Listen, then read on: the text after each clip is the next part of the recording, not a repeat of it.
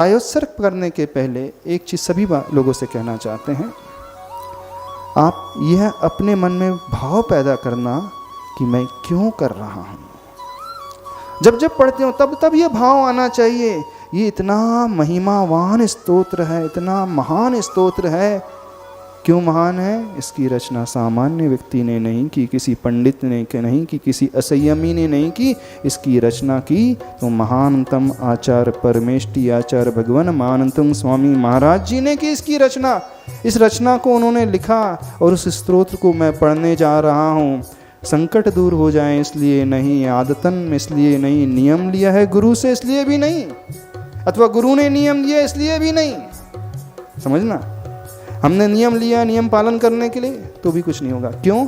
हे प्रभु, मैं अंदर से इतना मजबूत हो जाऊं, बस ऐसी भावना अपने भीतर लाना चाह रहा हूं। और इसलिए इस महान स्तोत्र को, महानतम स्तोत्र को मैं पढ़ने जा रहा हूं। इसकी महिमा को पहले समझो, फिर पढ़ो, फिर देखना इसका फल कई कई गुना ज़्यादा आपको मिलेगा। जब तक हम उसकी वैल्यू नहीं करेंगे, जब तक हम उसकी कीमत नहीं समझेंगे, फल नहीं मिलता। कोई भी कार्य करने के पहले उसकी वैल्यू को आंकना सीखो। कीमत कितनी है तो छोटी मोटी कीमत नहीं, बहुत महान चीज है। स्तोत्र बहुत सारे हैं, क्यों भक्तामर स्तोत्र इतना प्रचलन में आ गया बताइए? क्योंकि ये वीतरागी महापुरुष के द्वारा लिखा गया है। उसका चमत्कार दुनिया ने, सारी दुनिया ने देखा। हम वो कथा को अभी बताना चाहते, कथा सुनी है, यदि समय हो तो सकता है कल बता दे। फिर इस भावना को लेकर के आएंगे और इस भावना से जब हम पढ़ना शुरू करेंगे तो उसका चमत्कार आप अपने जीवन में देखना। आप अंदर से बहुत मजबूत हो जाएंगे।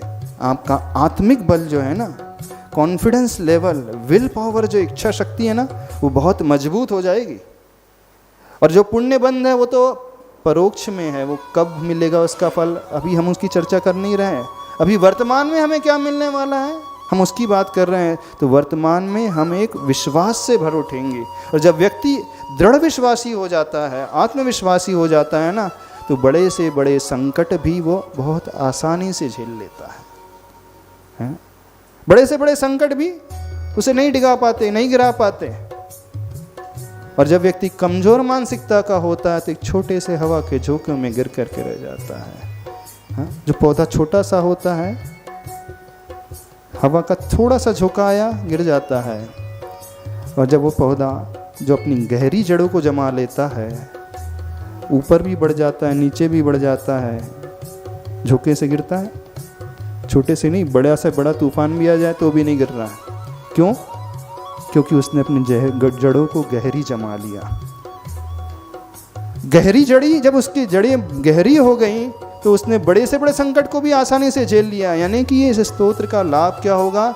हर व्यक्ति जो इसे इस भावना से पढ़ेगा, उसकी जीवन की जड़ें जो हैं बहुत गहरी हो जाएंगी। फिर देखना, आप छोटे मोटे संकट की क्या बात कर रहे हैं, बड़े बड़े संकट परिवार में भी आ जाएंगे ना, वो आपको प्रभावित नहीं कर पाएंगे। क्यों? जैसे वो वृक्ष जो बड़ा हो जाता है, गहरा हो जाता है, वो बड़े बड़े तूफान को भी झेल लेता है, उसे कोई प्रभावित नहीं कर पाता क्योंकि उसकी जड़ें बहुत गहरी हैं। लेकिन अभी सबकी जड़ें जो हैं बहुत उथली हुई हैं, अंकुरन जस्ट फूटा ही है। तो इस स्तोत्र को पढ़ करके क्या करना है? अपनी जड़ों को मजबूत बनाना है, गहरी बनाना है। तो संकट निवारण के लिए हम भगवान आदिनाथ की भक्ति नहीं करने जा रहे हैं। क्यों जा रहे हैं?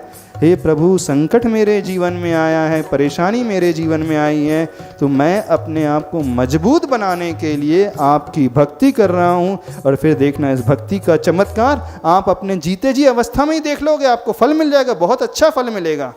समझ रहे हो कि नहीं? हो जाएगा। तो क्या हुआ? वर्णन क्या हुआ?